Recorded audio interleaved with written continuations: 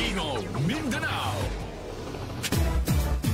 Sa Tawi-Tawi, 2 big-time drug peddler ang naaresto ng PIDEA BARM sa bayan ng Mapun. Kabilang sa naaresto ang isang minor na pinadala na sa Social Services Office ng bayan. Abot sa 26 na sachet ng shabu ang nakuha mula sa mga suspect, mark money at shabu paraphernalia. Mula raw sa Malaysia ang shabu.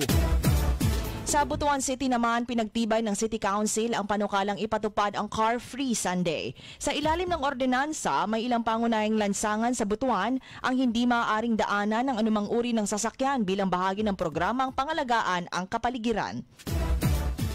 Sa Panglima, Estino Sulu, lumagda sa isang kasunduan ng 2 angkan na nagtapos ng kanilang 10 taong rido o family feud. Ayon kay 1102nd Brigade Commander Brigadier General Alaric Avelino de los Santos, ang nagkaayos na pamilya ay pinamumunuan ni Yusop Obaydula at Rasmin Asara. Away sa lupa at teritoryo ang dahilan bakit sila nagkagulo.